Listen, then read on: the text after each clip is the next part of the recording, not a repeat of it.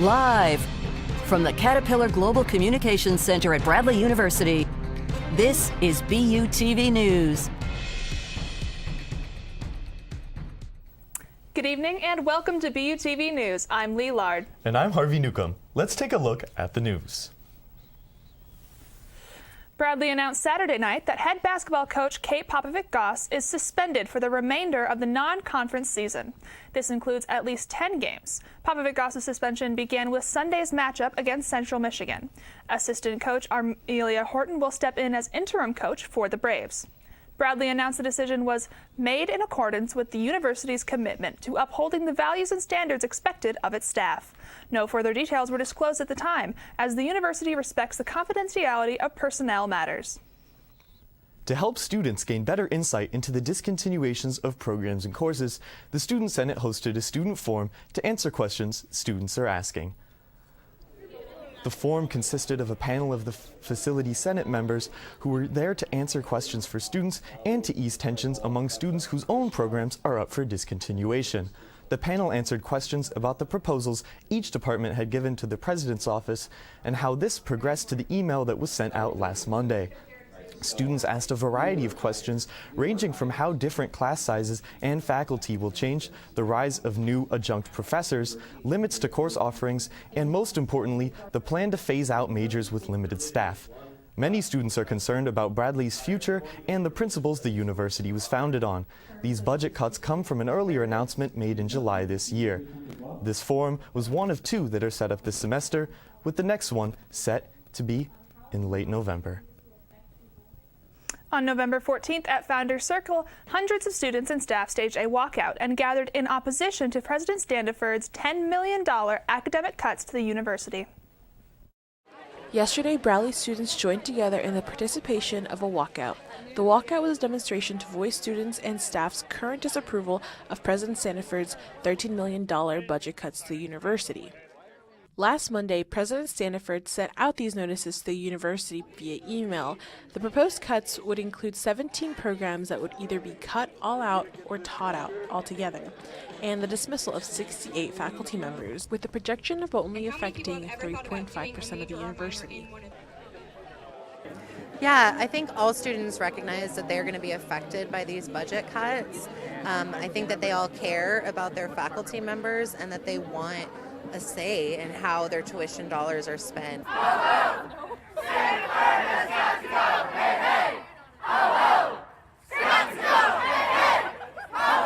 I think there's, more action that needs to be done by students. The work isn't done yet. I think, we have to, let administration know, what our views are, and make sure that our voices are being heard.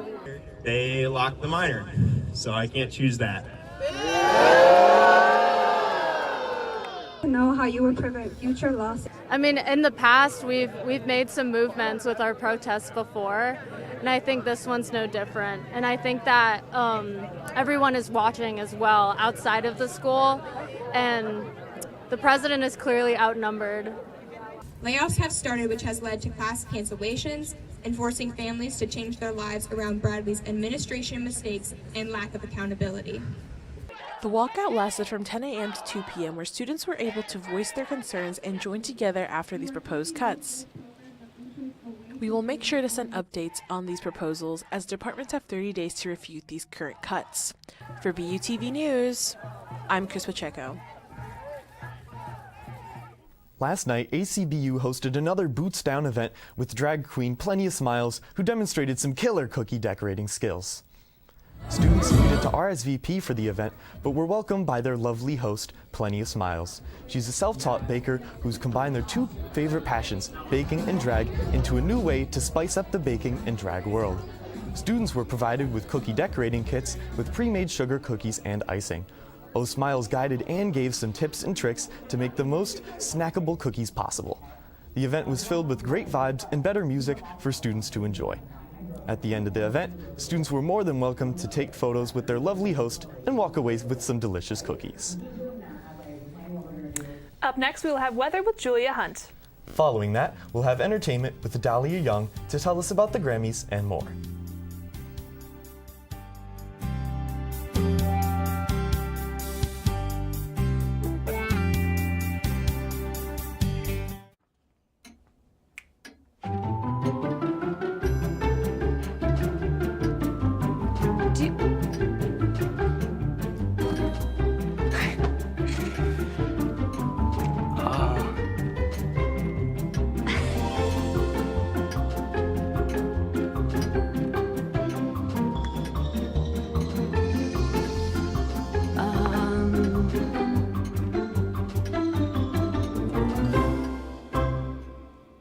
Listen, you're my friend. I noticed you haven't really been yourself recently. Yeah, I feel like something's up. How are you? Are you okay? Is there anything you want to talk about? I just want to know how you're feeling. And listen, even if you don't know what to say, I'm here to talk. No matter what you're going through, I just want you to know I'm here. I've got your back. When you want to talk, I'm here.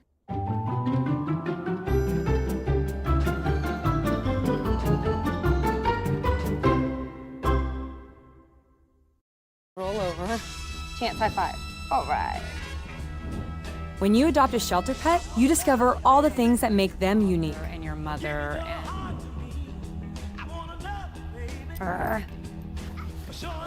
I am totally a hot person. Right, guys? Thanks for being honest.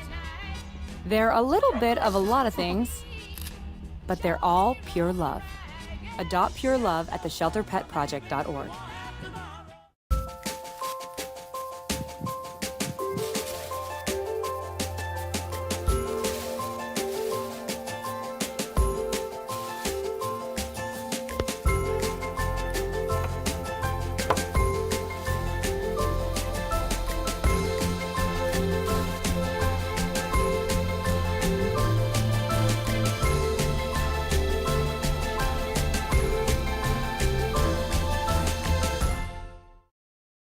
So what are everyone's plans for Thanksgiving break?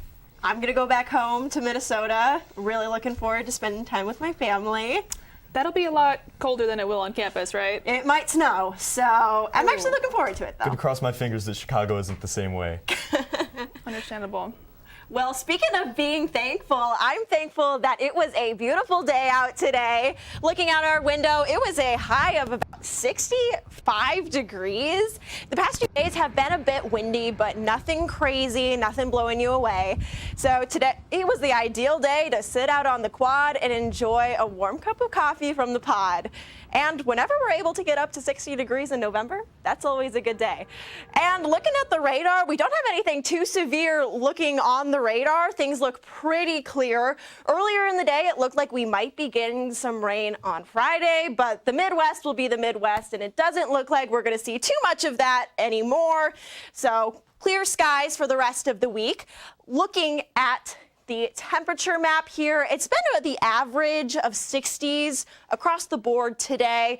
Looking all the way down in the south, we see 65, and then up north, seeing lower 50s, with the exception of Rockford, who is at 59 degrees. However, these temperatures will drop with a cold front that continues to come in through tomorrow evening, but don't worry, they won't plummet. So looking at the 5-day forecast, although the temperature will drop, it's gonna drop ever so slightly. It won't be drastic. We'll still see some highs in the 50s, with looking like 57 on Sunday, which is very nice, and the sun will be out for the coming days. And hey, in November in the Midwest, 50 is pretty darn good. So that is sure something to be thankful for. And now it is time for your entertainment news with Adalia Young. Thanks so much, Julia. The 66th annual Grammy nominations are in, with SZA as the top nominee, leading with 9 nominations. Trailing behind the R&B singer is Victoria Monet, with 7 nominations, and other names such as Jon Batiste, Boy Genius, Taylor Swift, Olivia Rodrigo, Brandy Clark, and Billie Eilish. The Barbie movie soundtrack has 11 nominations across 7 categories, with hopes that Ryan Gosling wins the award for Best Song Written for Visual Media. Other hits such as Just Wanna Rock by Lil Uzi Vert, Rescued by the Foo Fighters, and indie singer Noah Kahan received nominations. Metro Boomin is nominated for Producer of the Year, with Ice Spice being the top choice for Best New Artist of the Year. Singer-songwriter Phoebe Bridgers has previously been a Grammy nominee, but now with her group Boy Genius. Just with one album, Boy Genius has had so much popularity within the past year. And while we're on the topic of Boy Genius, the group was the musical guest this past weekend on SNL, with host Timothée Chalamet, who has hosted before. Chalamet has always been a common character impersonated by other cast members on SNL, but he got to turn the pages a bit by dressing up as Troye Sivan. For the most popular skit of the night, Timothée Chalamet dressed and danced like Troye Sivan, poking at the singer and actor in all good fun. Sivan reacted to the SNL episode, saying he was in pure shock and couldn't stop laughing. Timothy made sequels to his popular skits from Tiny Horse to Rap Round Table.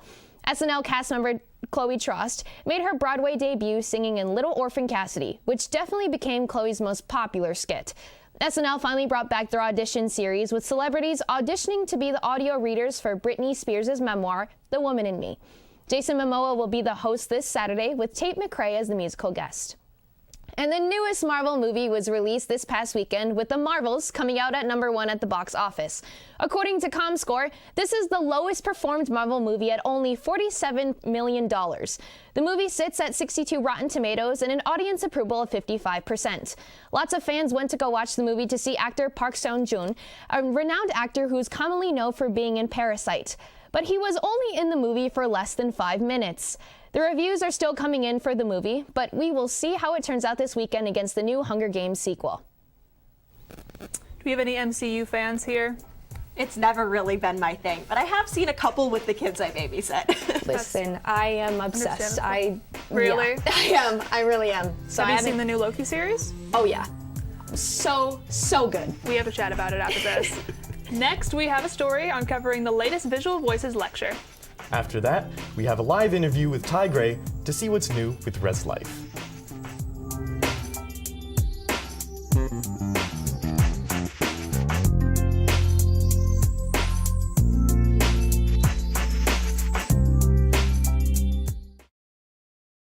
Club was in, your hands smell like stew for weeks. Oh, look, my new laptop is here. What happened to your old one?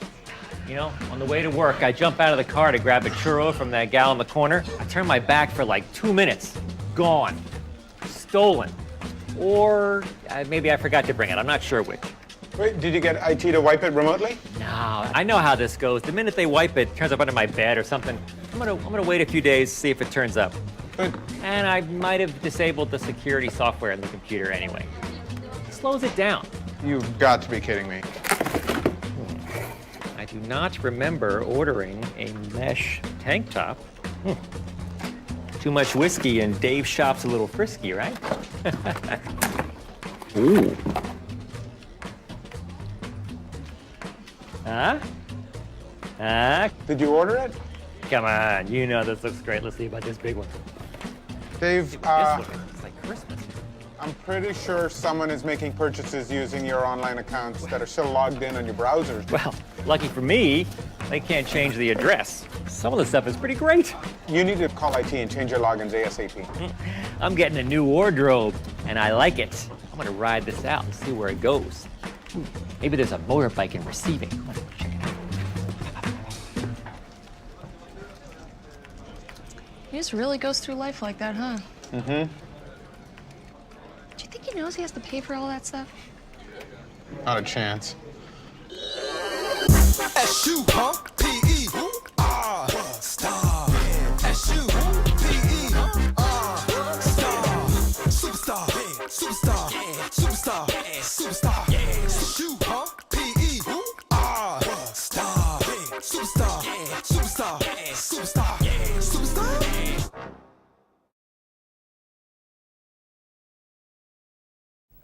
Visual Voices welcomed another artist and speaker, Mary Ann Arnson. The event was open to all students and art enthusiasts to join Arnson and gain insight into her artwork and creative process. Last Thursday, Visual Voices hosted another guest speaker, Mary Ann Arnett, a painter currently based in Baltimore, Maryland.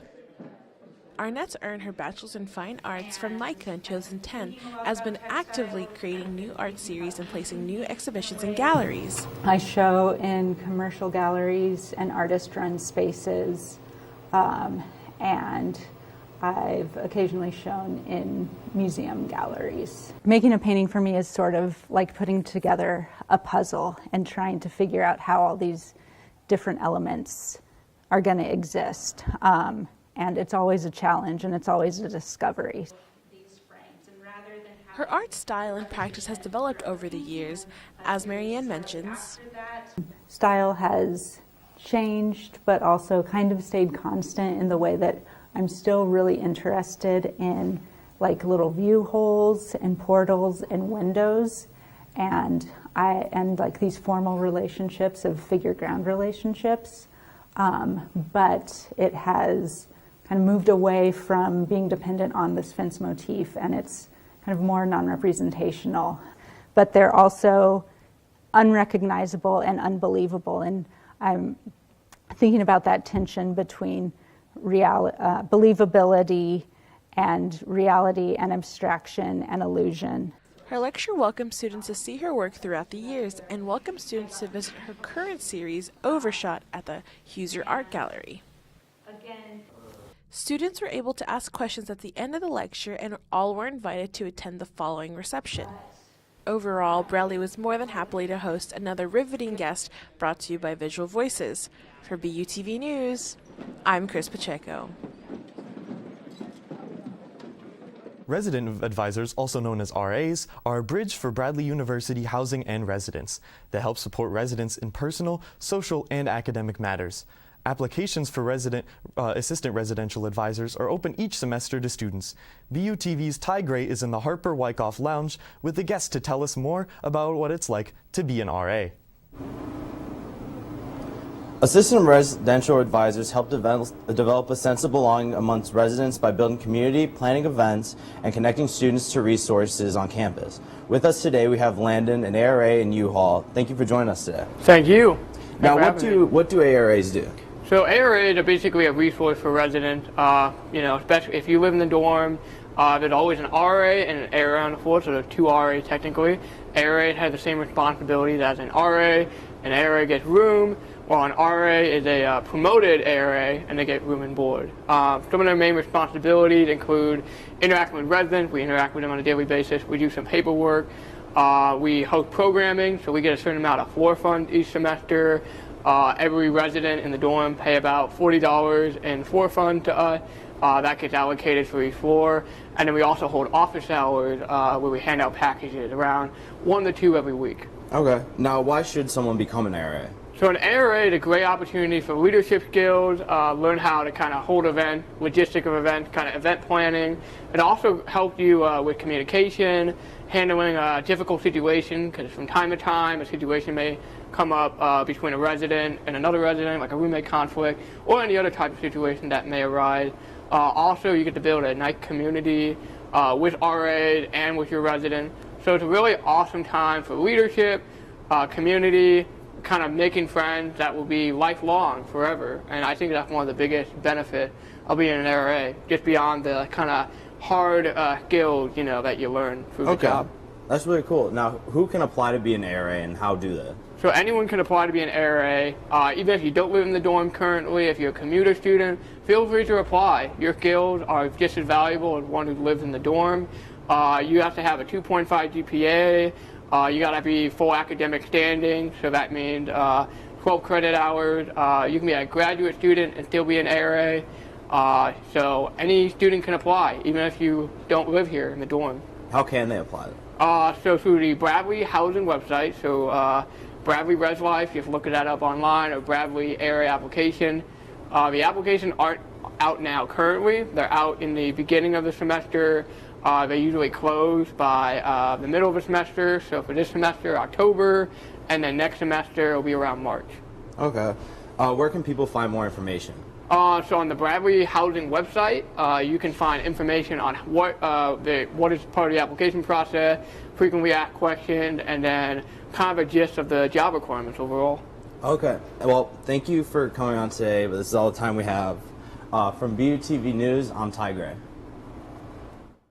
After the break, we have Dylan Baus with the latest in sports news. We'll see how the Bradley Braves basketball team has started out their season right after this.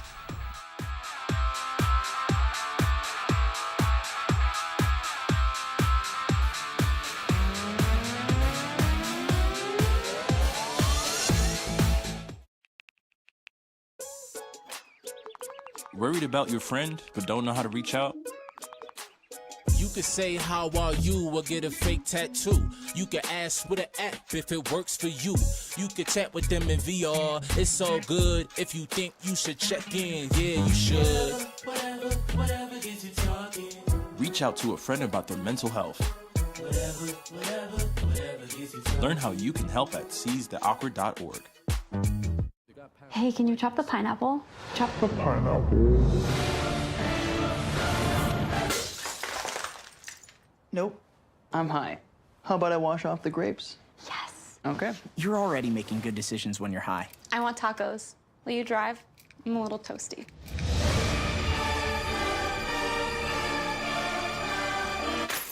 Nope. I'm high. Let's order in. Don't make an exception when it comes to driving. If you feel different, you drive different.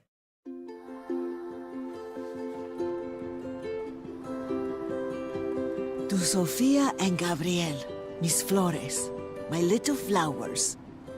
Even though these old knees can't follow on your adventure to the forest today, these flowers represent my love, so you can take me with you wherever you go, near or far. These stitches and threads join us together. Me, your mother, and both of you. And wherever you see a flower, a bird, a beautiful tree, know that my love is with you as you bring our colorful stories to the world. Make the forest part of your story at a park near you. Find one at discovertheforest.org. Good evening, Braves, and welcome back to BUTV Sports, and let's take a look at some of your Bradley athletic news.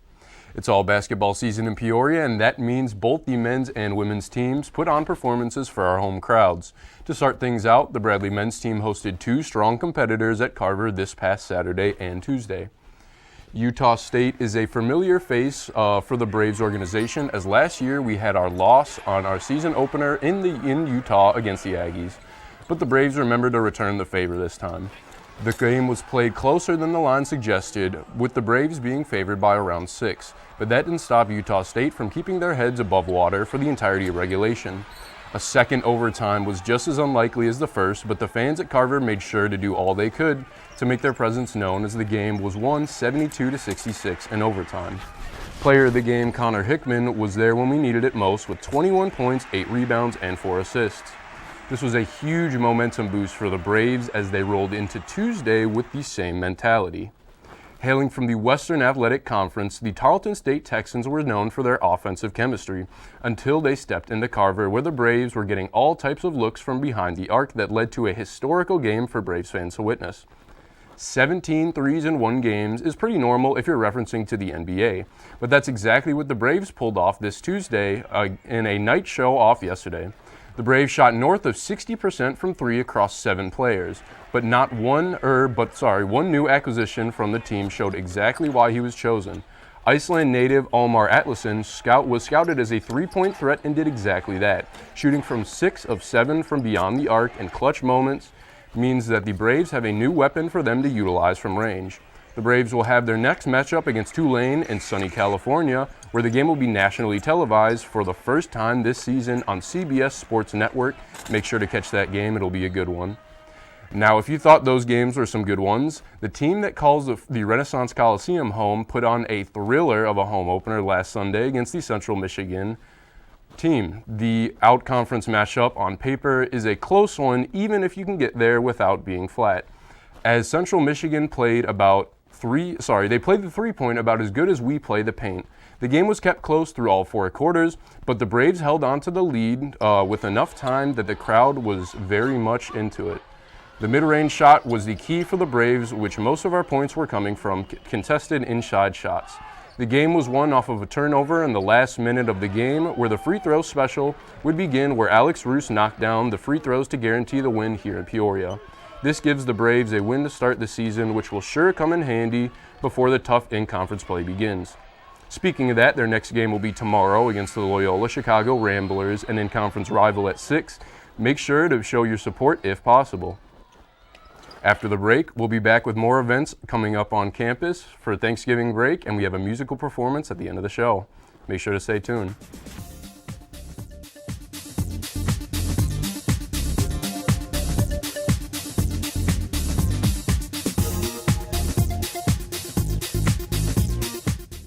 Yo, Scott. Hey. I'm heading out, man. You want to ride? No, I got my car, but I actually really need to go to the bathroom. Oh, you know what? I was just in there. The line is like 10 people long. You know, I think I'll just...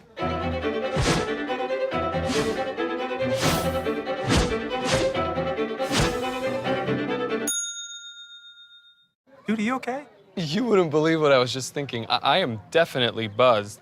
Yeah. I think I will take this, and I will take that ride home. Smart man. Did you see how that dog was looking at me?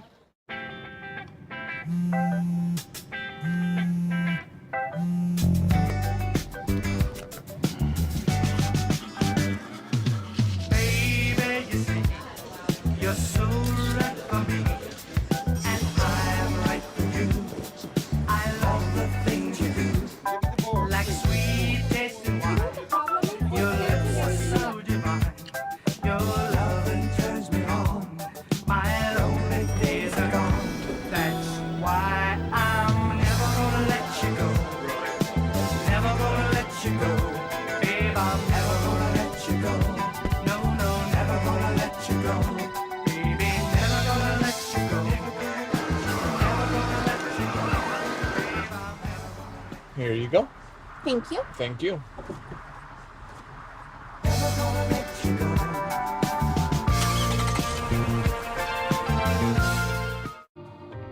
You're home before sunrise. On top of the house, the kids, and our future. The smell of your cooking is our alarm clock. My Shiro's day is never done. So let's start saving a little more now so we can feel prepared for retirement. A free 3-minute online chat can give us the personalized tips we need so we can live our lives to the fullest. Visit aceyourretirement.org/Shiro. Let's take a look at what's going on around campus this week. Attend the Sustainability Night tomorrow, November 16th from 5 to 8 p.m. at the Renaissance Coliseum during the Bradley vs. Loyola women's basketball game. Free admission will be given if you bring an article of clothing that needs to be fixed, and any repairs to clothes will also be free. Don't forget to plan before you leave for Thanksgiving break. If you have not gotten your flu shot yet, you can still get it for just $1 when you call and make an appointment with Health Services. For those outside the dorms, remember to call BUPD to sign up for BUPD's Vacation House Watch to keep an eye on your home. Those who want to stay in the dorms past 10 a.m. on Wednesday must request an extended stay on resliving.bradley.edu by Friday at 4 p.m. Important question. What is everyone's favorite Thanksgiving food? It's close. I gotta go pumpkin pie though. I'm also with the pumpkin pie. Skipping straight to dessert, you forgot about the stuffing. Come on now. Stuffing is also my favorite. That's absolutely fair. Controversial. So Okay. green bean casserole is not the one, but cranberry sauce. Cranberry Cranberries is very so good. That is controversial, though. I tell you, it's brave. All right. Well, that's all we've got for you tonight on BUTV News. For all of us here, I'm Lee Lard. And I'm Harvey Ducom. We leave you tonight with a performance from Kiana Baylor. Have a great night.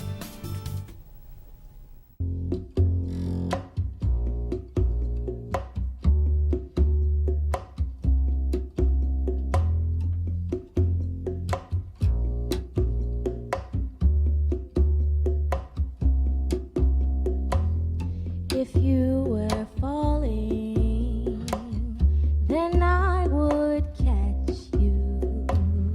You need